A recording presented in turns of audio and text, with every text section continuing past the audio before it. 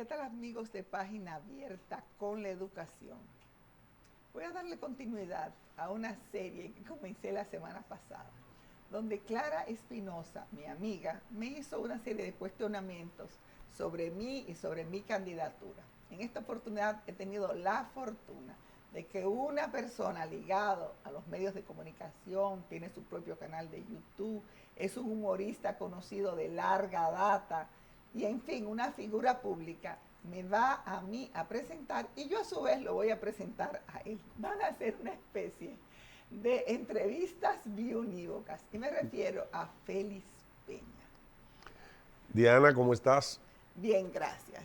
Félix, ¿qué te motivó a aceptar esta propuesta de tú que eres conocido, que ya tienes tu canal, pues venir aquí a mi espacio a preguntarme a mí sobre mí? ¿Qué te motiva? Usted sabe que somos colaboradores del progreso y de la moralidad y pensamos que en el Congreso se necesitan gente, no solamente personas que vayan allí porque quieren ser diputados, sino porque ahí necesitamos gente de valores.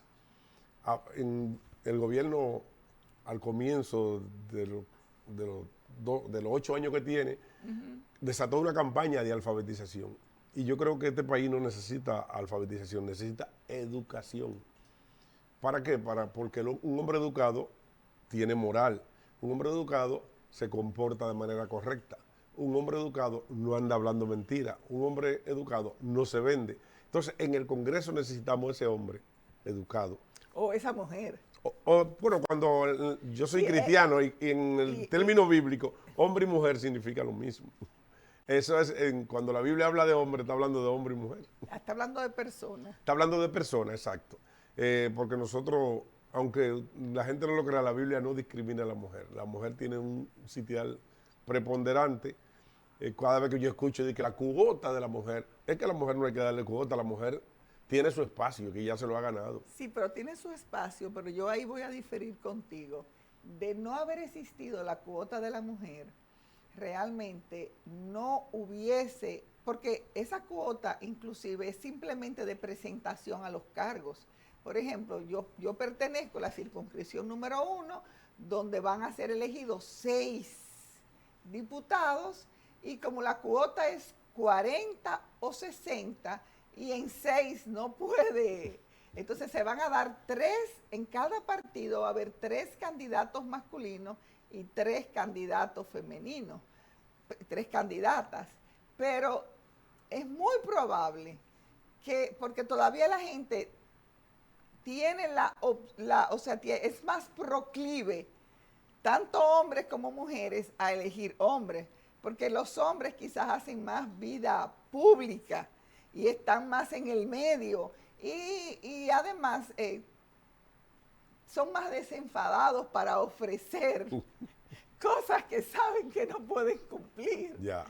Y entonces es muy posible que aunque va a haber somos 190 los diputados que van a ser electos, muy posiblemente no sean 85 y 85. Muy posiblemente habrá un número muy por encima de hombres que de mujeres. Claro que sí. Sí, pero eso en esta sociedad machista. Sí. Porque la mujer, yo creo que la mujer, en los últimos tiempos, la mujer ha ocupado un lugar interesante dentro de la sociedad, en todos los aspectos sociales. Incluso en el Evangelio, que es en el área donde yo percibo más presencia de la mujer, sí. En las iglesias, por cada 100 mujeres hay 40 hombres. Entonces, pero eso es en todas las actividades. Por eso es... Eso en el cristianismo, sí. Porque si tú te vas entonces a las iglesias musulmanas, donde la mujer... Está relegada. Tú sabes que en las iglesias musulmanas, inclusive, si la mujer no participa normalmente, tú puedes mirar las ceremonias, los cultos, donde incluso la persona que invita a venir, ¿no?, es siempre un hombre, pero además toda la mezquita está llena de hombres. Y si por casualidad fuera una mujer, además de cubrirse el rostro, ¿no?, de cubrirse la cabeza, debe además ponerse en los laterales, Ya. O sea, la mujer no puede estar en posición central.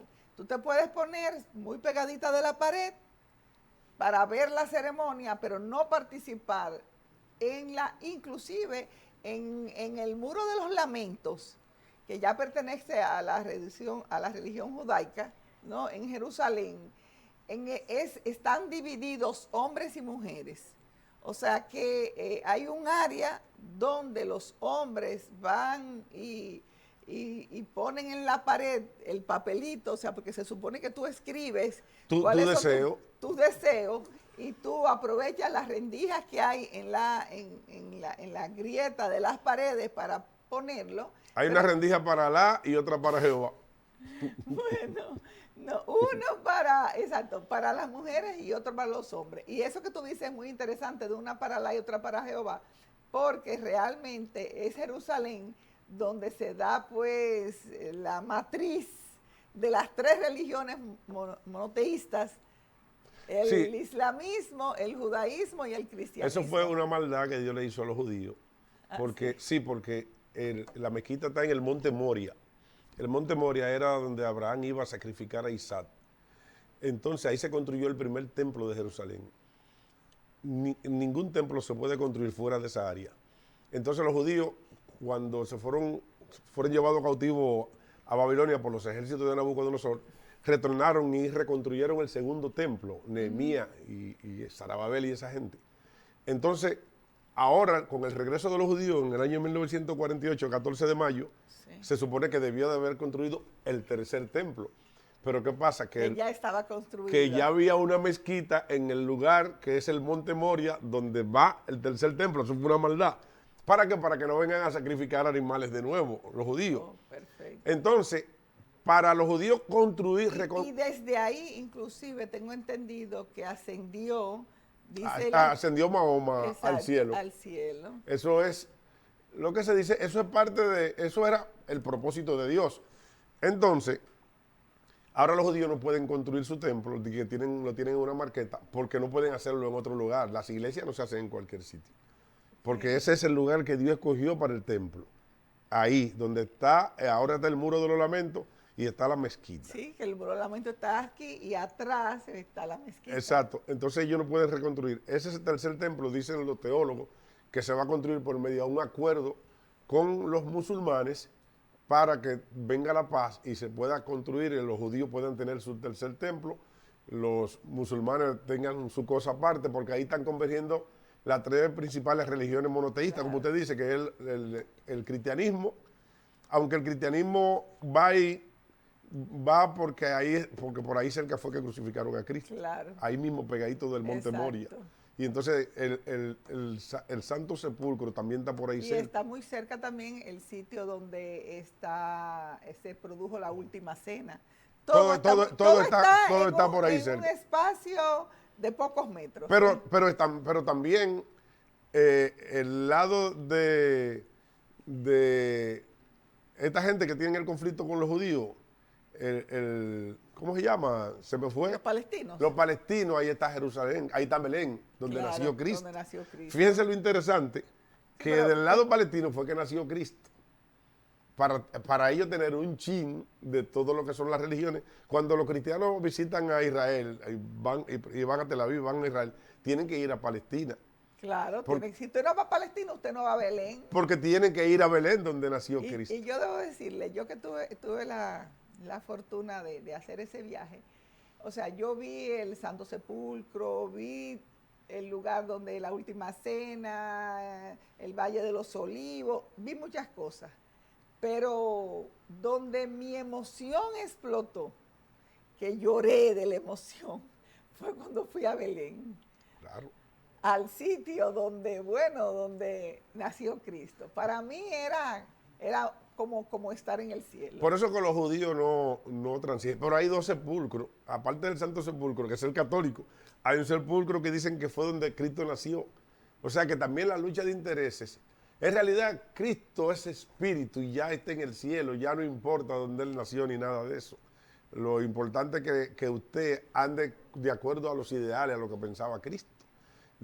porque usted no es cristiano porque vaya a Belén ni porque vaya a Israel. No, usted es cristiano porque cree en lo que él creyó. Porque en realidad lo que vale es el comportamiento de cada ser humano, que era donde caíamos, que usted me decía, ¿y por qué tú llegas aquí? Bueno, porque nosotros estamos apoyando todo lo que son los valores y conocemos ya la amiga, me llamó y me dijo, mira, y me explicó un sinnúmero de detalles y yo digo, no. Y usted... Libertad me dijo todo. Entonces digo, no, hay que apoyar a esa mujer y yo voy a, durante todo, ayer y antes de ayer, cada vez que he subido un video, porque yo subo dos tipos de videos, editando, ya yo subí el spot suyo y vamos antes de las elecciones a hacer un llamado a que voten por usted porque necesitamos gente con valores dentro del Congreso. Ay, muchas gracias. Yo le voy a decir, o sea, el mundo del humor, además de ser muy bien retribuido económicamente, realmente es algo muy importante, porque yo lo digo muchas veces, para mí misma, después de un día de trabajo, después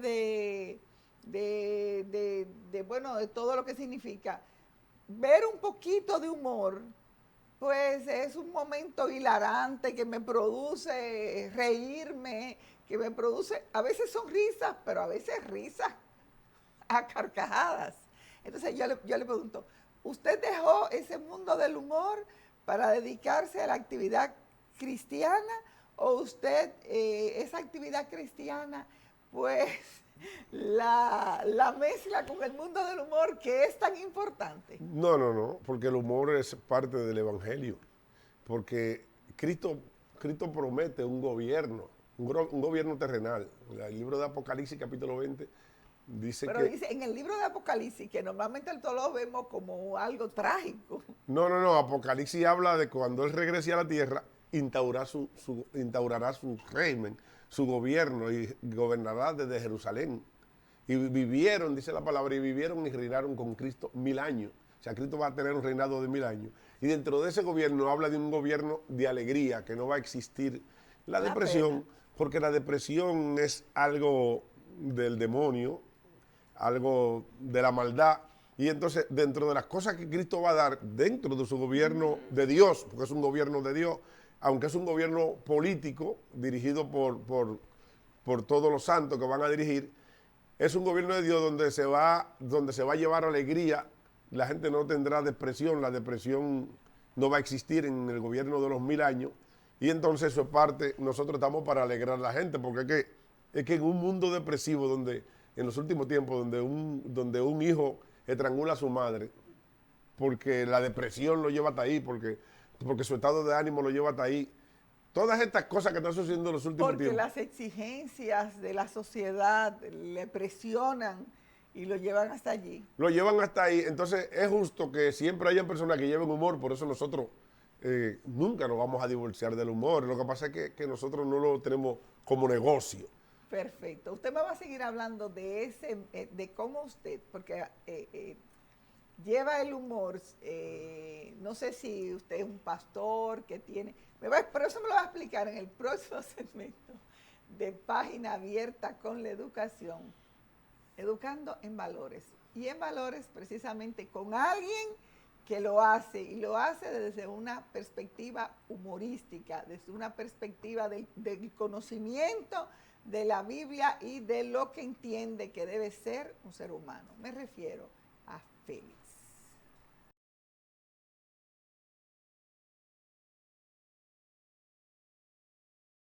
Y en este canal de YouTube que usted tiene, ¿realmente se siente satisfecho? ¿Entiende que el número de seguidores que tiene le llena, le permite pues cubrir un radio de acción donde la gente se va a alegrar con su humor y además aprender en valores y además identificarse con su fe? Sí, nosotros hablamos de todos los temas, no es un canal dirigido única y exclusivamente a la fe. Yo estoy tratando de explicarle a los amados hermanos seguidores de Cristo que el Evangelio no puede estar ignorante de los acontecimientos finales, porque finalmente la Biblia dice que el mundo va a ser dirigido por todo un sistema que va a tener el control de toda la humanidad.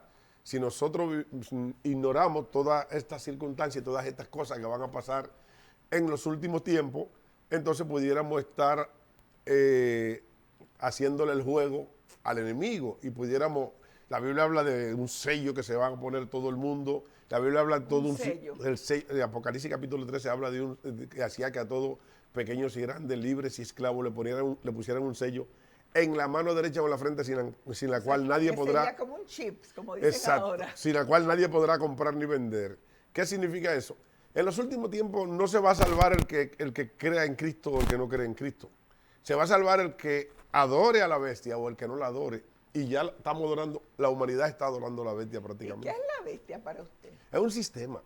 Incluso en Bruselas hay una computadora que se llama La Bestia. El sistema está monopolizándolo todo. El sistema tiene control de tu hijo, de tu abuelo, de tu papá, de tu mamá, de tu tío. Yo voy a mi casa y yo vivo con el hijo mío, pero yo lo veo cada 2 días, el hijo mío, porque él vive metido en su habitación hablando con todo el mundo menos conmigo. Y así es, las sociedades nos hemos constituido en eso. Pero además, como usted dice, todo el mundo sabe lo que, o sea, ese sistema controla todo lo que tú haces, porque cuando tú pagas, tú lo haces con una tarjeta de crédito e inmediatamente queda registrado qué tú consumes, dónde fuiste, qué movilidad tuviste. O sea que si yo estoy aquí ahora y de aquí me voy al supermercado que me queda cerca y hago una compra, pues ya se sabe que a tal hora yo estaba en tal lugar. Pero si dentro de 2 horas hago una operación bancaria en un centro comercial, inmediatamente el sistema registrará ese movimiento bancario que hice y todo quedará registrado. Pero viene peor de ahí, doña Diana, viene peor. ¿Por qué? Porque el dinero va a desaparecer. El dinero va a desaparecer sencillamente porque la moneda mundial es el dólar y hay unas potencias, la potencia asiática, que están tratando de desbaratar el sistema. Eso se llama... pueden hacerlo, ¿eh? Lo van a hacer. Y lo pueden hacer porque el dólar realmente, que no tiene respaldo, porque desde hace muchos años el dólar rompió con el respaldo de que, como decía antes, no sé si que el billete decía $1 oro, que significaba que había pues... Ya no lo dice, que le quitaron el peso oro, porque nosotros producimos oro. Bueno, y es una de las cosas que nos mantiene un poco a flote. Hay 2 cosas que dentro de la desgracia económica que tenemos producto de la pandemia y de la caída del turismo, de la caída de las remesas, porque los que mandan dinero pues no tienen trabajo, la mayoría. No. Hay 2 cosas, y es que el oro está muy alto y que el petróleo está bajito. O sea que son los dos elementos que dentro de la crisis nos ha permitido sobrevivir un poco. Yo recomiendo a la gente en los últimos tiempos que trate de tener su propiedad en oro, porque el dólar va a pasar a ser un papel. Claro. Recordemos... Bueno, todavía hay personas que el peso dominicano, que se siente feliz porque habían dolarizado sus economías, habían dolarizado sus pocos...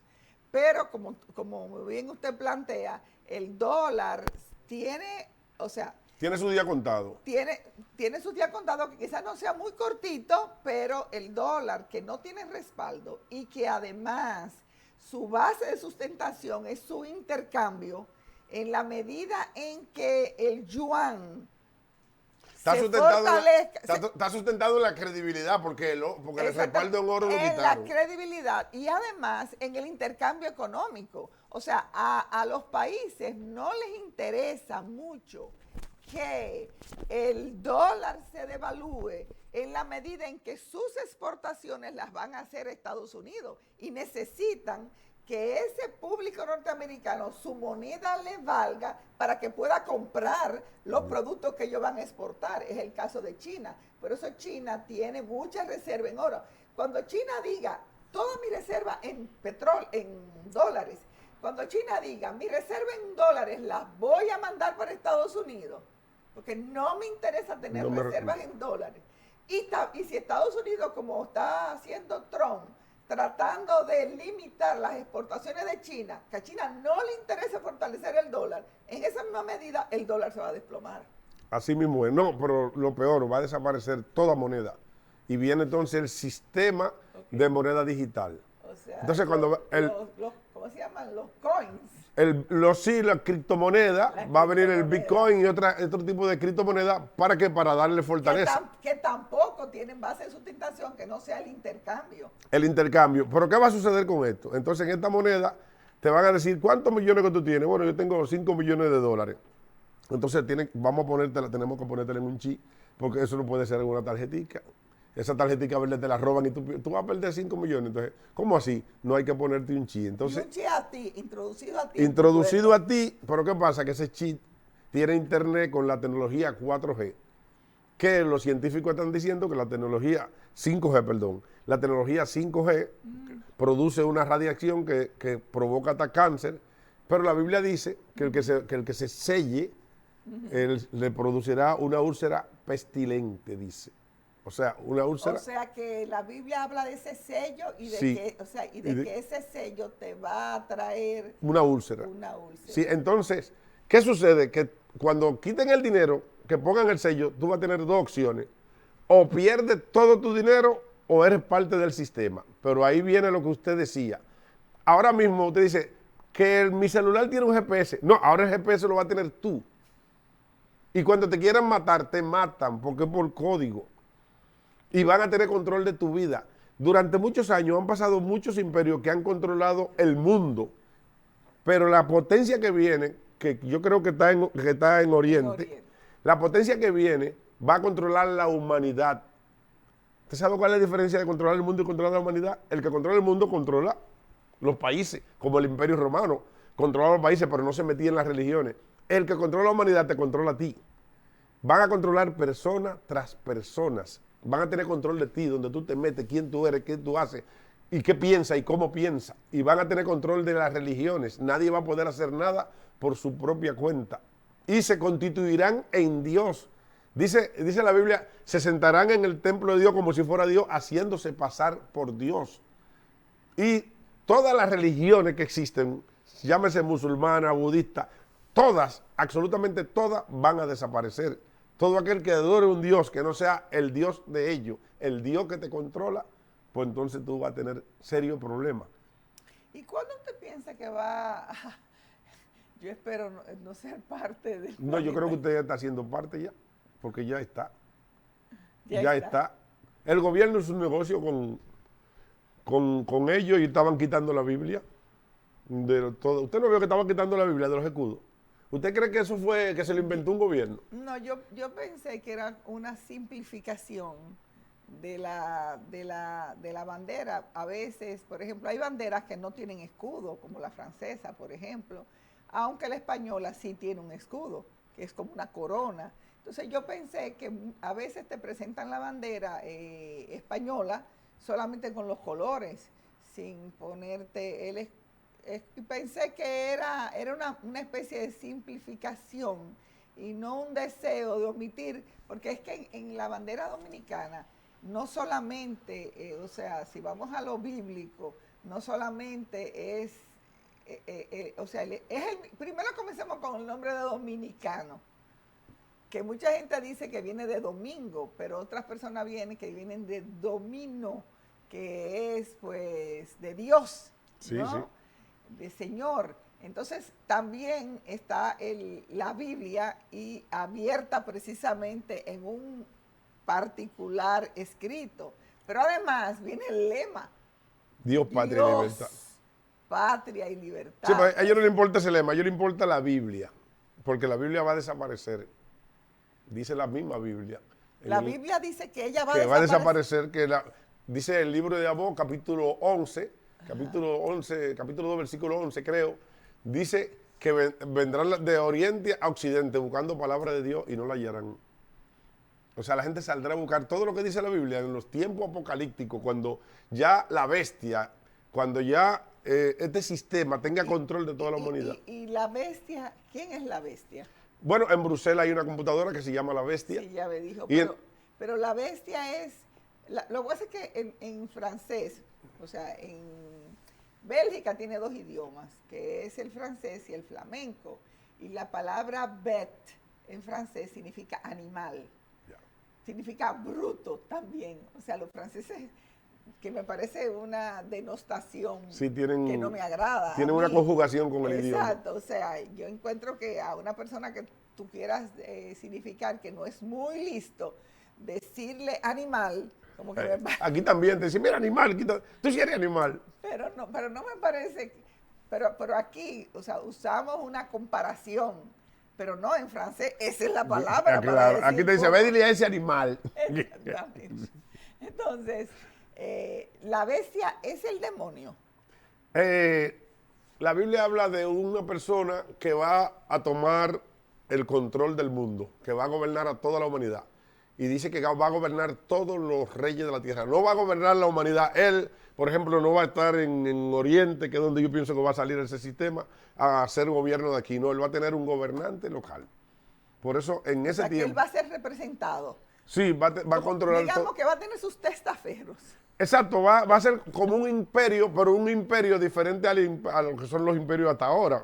Vuelvo y dije que tanto el imperio persa como el imperio romano, como el imperio griego, como el imperio babilónico, como el asirio, todos esos imperios han controlado el mundo, pero nunca nadie ha controlado la humanidad. El único que trató de controlar la humanidad fue un señor que se llamaba Genghis Khan, que era mongol, que era el imperio mongol. Ese hombre fue el más sanguinario y él trató de controlar la humanidad.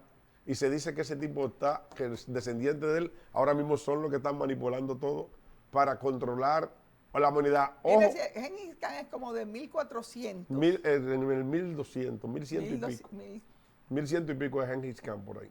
Perfecto. Entonces ese tipo era peligroso, violó a tantas mujeres que se dice que de cada 200 personas, uno son de sus descendientes. Claro, porque dejó hijos y esos hijos. O sea que dentro de esos 1.000 millones que hay en China. No, en el mundo hay 200, en el mundo hay 300 millones de personas descendientes de Genghis Khan. Wow. Y están ahí en Oriente. Wow. Y están maniobrando y manipulando. Es el mismo imperio mongol de regreso en el mundo, controlándolo todo. La gente no se da cuenta y la gente todavía no sabe qué es lo que está pasando en el mundo. Y lo peor de todo es que no es que van a controlar el país. Y es que esos 300 millones, al tener la estirpe y al tener el ADN de Genghis Khan, realmente piensan inconscientemente pues traerlo a él y a su... No, porque el que vivió hace... No, yo no digo a él como persona, sino su impronta. Claro, no. Su propósito y su proyecto. Su propósito y proyecto. Es que hay proyectos que vienen desde tu descendiente, desde que lo trae. Tu abuelo tenía un proyecto y tú lo terminas. Ahora mismo tenemos al presidente Luis Abinader. Él quiere ser presidente, pero va a ser una satisfacción para él. Claro. Mira, mi papá no logró ser presidente, pero yo sí. Entonces, claro, guardando la diferencia, no estamos hablando de un demócrata. Estamos hablando de gente que quieren gobernar la humanidad. Ojo, estamos hablando de la humanidad, no el mundo. No del mundo, de la humanidad, porque el mundo, como tú muy bien planteas, son los países que lo constituyen y la humanidad es el ser humano. Exacto. Señores, voy a seguir hablando con Félix Peña. Félix Peña, usted lo conoce como humorista, fue parte de inicios del antiguo Canal 6, hoy Canal 5, que conocemos como Telesistema. No, Telemicro. Telemicro, exactamente. Sí, Telemicro. Lo promovió, lo proyectó y le permitió ser a ese canal lo que es hoy. Y no sé si desde siempre o luego comenzó a incursionar en el mundo del cristianismo. Y eso él me lo va a contar precisamente en el tercer y último segmento de Página Abierta con la Educación, presentando hoy una figura pública que es hoy un predicador y continúa siendo humorista, Félix Peña.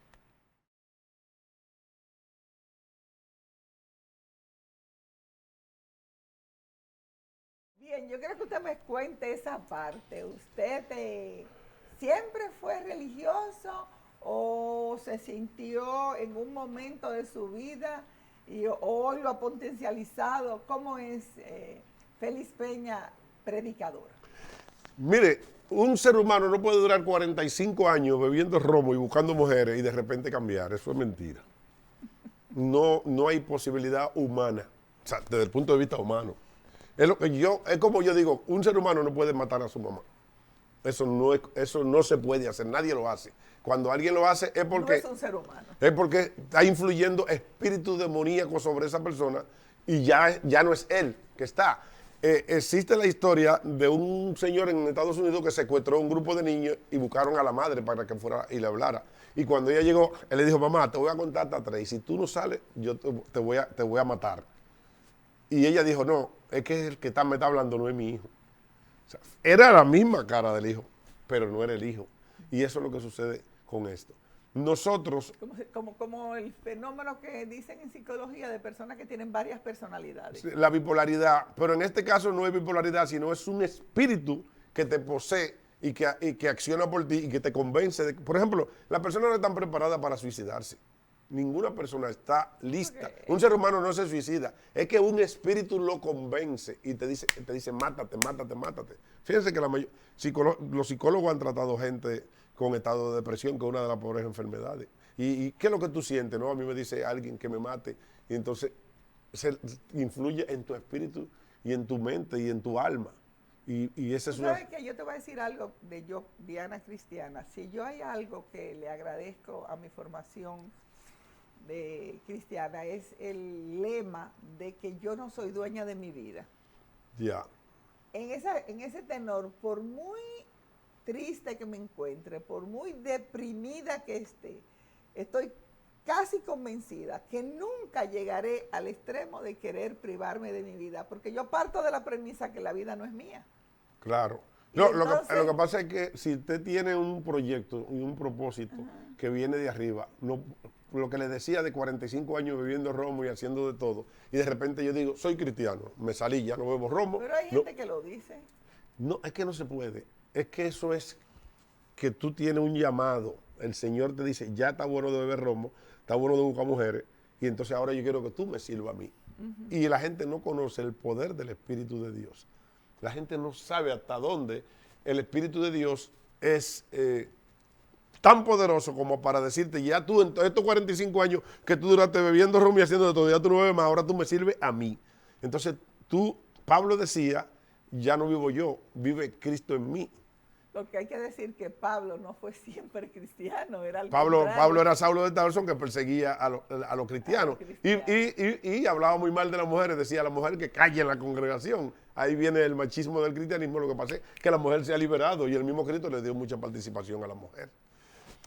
Entonces, el evangelio no es asunto de que yo venga, de que yo me convertí, porque a mí nadie, el cristiano que me predicaba a mí terminaba descarriado, porque yo lo convencía de que se saliera. Porque yo le decía, tú eres cristiano porque tú andas buscando el reino de los cielos. Si a ti te dicen que no hay reino de los cielos, tú no lo predicas. Entonces, yo era un tipo sumamente difícil. Y un día yo me eché a llorar, estaba en un hotel por una situación que yo tenía con mi visa y mi mamá que estaba en Estados Unidos. Y yo, impotente, me eché a llorar y comencé a llorar y le pedí perdón a Dios. Y desde ese momento yo comencé a pensar de otra manera, escribí un libro. Y entonces mi vida cambió. Mi vida, pero no la cambié yo. ¿Y eso pasó cuando tenía 45 años? Yo tengo 10 años en el Evangelio. Yo tengo toda mi vida como comediante, haciendo y deshaciendo. Yo no tengo mucho que me convertí. Entonces, ese es el momento. Y puedo preguntar, al convertirse, ¿qué le llevó? Porque dentro de las religiones cristianas hay muchas. Están los católicos y toda la variedad de denominaciones evangélicas. ¿A cuál usted entendió que más se avenía a lo que usted creía que era correcto? Es que yo particularmente, yo no pertenezco a ninguna denominación. Yo me congrego en una iglesia que es pentecostal, pero en realidad la Biblia habla de la verdadera religión. Y yo le quería hacer esa pregunta. Usted que es un lector de la Biblia y que la conoce bastante bien en estos 10 años de su conversión, ¿es la Biblia el mismo documento o en las diferentes congregaciones le dan una explicación diferente? No, eso en un asunto de interpretación. Exacto, eso le preguntaba. Cada denominación le da una interpretación diferente y se sale de la Biblia, terminan saliéndose. Tú no puedes comenzar a buscar tanto en la Biblia que te saque de lo que dice la Biblia. Tantas interpretaciones te saca lo que realmente dice la Biblia. Hay que siempre tratar de leerla y escuchar a lo que la Biblia nos dice. Porque dice, incluso la Biblia se interpreta a sí misma. Porque esa es una de las preguntas que yo me hago en cuanto a que hay personas que hablan de la obligatoriedad de la lectura de la Biblia. Entonces yo me decía, bueno, pero existen las escuelas confesionales. O sea, usted pone a su hijo en una escuela católica y usted tiene que saber que al poner a su hijo en una escuela católica, la interpretación de la Biblia que le van a hacer es la que ha hecho la religión católica. Claro. Si usted lo inscribe en una escuela evangélica, en una escuela episcopal, en una escuela bautista, pues entonces eso va a acontecer. Entonces yo me preguntaba hasta qué punto, si es obligatorio leer la Biblia como una obligación, porque así lo dice la ley, si no va a pasar que va a haber que puede estar reñido la interpretación que le va a dar esa persona que la está leyendo y que la va a comentar con respecto a la interpretación que le van a dar los padres de este niño que está en la escuela, y no va a haber, o sea, yo quiero... Claro, pero ninguna escuela teológica te va a decir la verdad de la Biblia. Te va a decir su verdad. Te va a decir su verdad. La única persona que te puede decir la verdad es el traductor, que se llama Jesús. Él te va, si él le interesa que tú entiendas su palabra, Cristo decía, a ellos yo le hablo en parábola porque no me interesa que ellos me entiendan, pero a ustedes le hablo con la verdad. Si a Cristo le interesa que tú lo entiendas, tú vas a entender la Biblia tal como es, no por interpretaciones ni por escuela teológica. Las escuelas teológicas siempre, todas están equivocadas. Porque Pablo decía, el que crea que sabe algo no lo sabe como debiera de saberlo. Todo el mundo está equivocado, todo el mundo, en todo el mundo está equivocado en algo, claro, en algo debemos de tener razón. En algo tenemos razón, en algo... Y en algo estamos equivocados. Entonces lo que tú sugieres, me imagino, partiendo de esa premisa, es que se lea y no se comente. Que nos concentremos en lo que dice la Biblia. O sea, que no se comente, sino que se escoja un pasaje tal, se lea este pasaje y se deja que cada persona le dé su propia interpretación. Eso Yo le aseguro a usted que la Biblia, de manera literal, tiene el contenido para usted salvarse, sin interpretación. Usted no tiene, por ejemplo, en Apocalipsis 24 dice, vi trono y se sentaron ellos los que recibieron facultad. Apocalipsis, que es el libro más complicado, que hay que interpretarlo. Dice, vi trono y se sentaron ellos los que recibieron facultad de jugar. Vi las almas de los decapitados por causa del testimonio de Jesús, los que no habían adorado a la bestia y su imagen.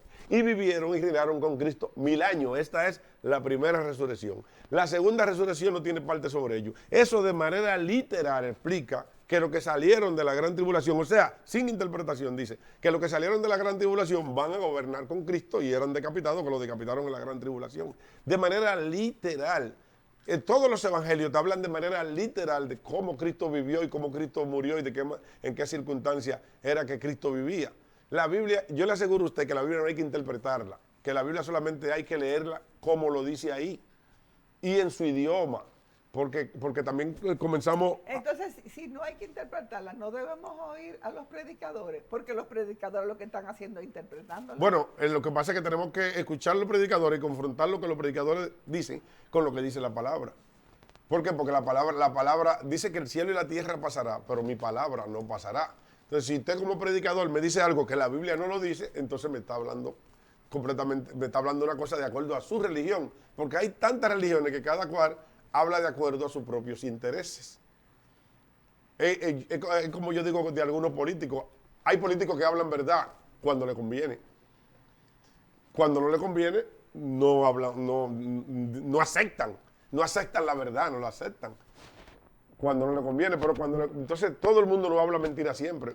A veces el ser humano habla verdad cuando le conviene. Entonces las religiones son como igual que los políticos. Tal y como usted está diciendo, entonces tenemos que todas las personas no son perfectas ni imperfectas, sino que dependiendo de las circunstancias y de sus intereses, actúan. Actúan. Y nosotros, dice que el camino a la salvación es angosto. Angosto significa estrecho. El cristiano es guiado por el Espíritu Santo y salva. Ahora me voy, pero les dejo al Consolador, al Espíritu Santo de Dios. Entonces tú tienes que dejar que el Espíritu Santo hable contigo, te guíe donde Él quiere llevarte.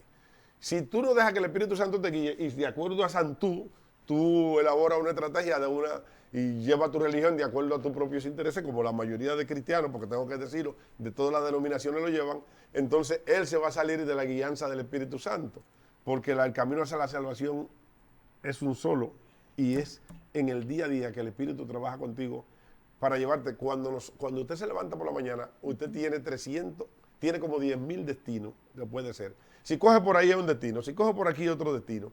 Si decide venir un helicóptero y buscarla, es otro destino. Si decido no moverme. Si decide no moverse, es otro destino. Entonces, ¿qué pasa? El Espíritu sí sabe qué es lo que más te conviene, porque la Biblia dice que hay caminos. Entonces, a tu juicio, el Espíritu es lo que te mueve. Lo que te guía. Lo que te guía. Sí, sin Él no hay salvación. Y entonces las personas que no son guiadas correctamente, ¿qué pasó? ¿El Espíritu fue frenado por la bestia o no, el Espíritu de la bestia no puede frenar el Espíritu. Lo que pasa es que hay gente que desobedecen la Biblia habla de la contritación del Espíritu, lo ponen triste porque hacen su voluntad. Hay una cosa que se llama avaricia, yo le digo angurria como estábamos chiquitos, angurria que te aparta de Dios. La ambición. La ambición a las cosas te aparta del Espíritu. ¿Por qué? Porque el Espíritu quiere llevarte por la Tiradentes, pero tus intereses y los cuartos te llevan por la Lincoln. Entonces tú no le vas a obedecer al Espíritu, tú le obedeces a tus propios deseos carnales que tú tienes. Y más existe el espíritu del demonio y de toda la bestia que te está guiando por el sitio. Aquí se va a perder mucha gente por el dinero. Cuando vengan a poner el sello de la bestia, el que tiene $2 millones, no es verdad que va a dejar esos $2 millones perdidos porque no va a poner un sello. Se lo va a poner, a pesar de que eso va a representar que te van a controlar. ¿Y hasta qué punto usted puede permitir que su vida dependa de otra gente? Yo vi una película hace un par de días donde había un tipo que por computadora le decía, óyeme, que la mujer le dijo algo que a él no le convenía. Y él le dio un botoncito y ella comenzó. Y él le dijo, aquí yo tengo control de tu vida. Y eso es lo que va a pasar con la gente. Quizá usted no pierda sus millones y decida seguir con sus millones, se ponga su chip que le van a ponerlo. ¿Y eso será voluntario o esa inserción del chip va a ser que tú vas a la clínica quizás por otra cosa y te lo van a poner? No, eso es porque eso va en representación de todo el sistema. Esa va a ser tu cédula, ese va a ser tu celular, en el celular va a ser todo, te lo van a inyectar y tú vas a tener que ir de manera voluntaria. Y de una manera u otra, ahora con las huellas dactilares, no hay prácticamente el mismo control, porque tú, por ejemplo, antes, cuando iba a Estados Unidos, había gente que incluso podía, truquear, digamos, y hacían lo que se llama machete. Pero ahora, además de que la fotografía que mide tus ojos, todo, están tus huellas dactilares y hay un control. Sí, pero con la huella no te van a controlar, te van a controlar con dos cosas, con el sello y con la identificación facial, que ya está puesta en ejecución. Ya está puesta. En ejecución, la identificación facial y con el chip, porque eso representa un GPS que van a saber dónde tú estás. Te va para que ahora existe incluso para los animales, esos animales Exacto. escapistas que le encanta salir, sí. Los dueños le ponen el chip y lo pueden localizar donde está. Van a tener control de tu vida. Y también existe para los animales que están en investigación. Exacto. Exactamente, sí. O sea, capturan tales animales, le ponen el chip, los sueltan y le van dando seguimiento de dónde están esas especies que están siendo investigadas. Y existe también para algunos narcotraficantes que dicen que lo sueltan, pero es mentira, le ponen un chip para controlarlo y que tienen su GPS. Y otros criminales, ya se le están poniendo a los criminales. Claro que sí, porque a ti te duermen, tú te pones malo y te llevan y te ponen lo que ellos quieran. Bueno, señora, hablar con Félix Peña no tiene fin. No tiene fin. Pero yo vine a entrevistarlo a usted. Porque realmente, sí, pero yo quería conocer, hay muchas cosas. Ya vamos a cuando... Yo pienso que nos conocimos un poco mutuamente. Ya, es pero cierto. en una próxima entrevista, sí. Pues entonces volvemos a seguir, porque por ejemplo, a mí, y escúchame que me están haciendo más señas que un tráfico, como dicen. Yo, por ejemplo, la figura del Espíritu Santo, yo soy cristiana, creyente, pero es algo que yo necesito que me la hagan sentir más, porque siento cómo los que se identifican con él están llenos de fuerza. Será pues hasta una próxima entrega y espero que alguna vez, muy pronto, sea pues con Félix Peña.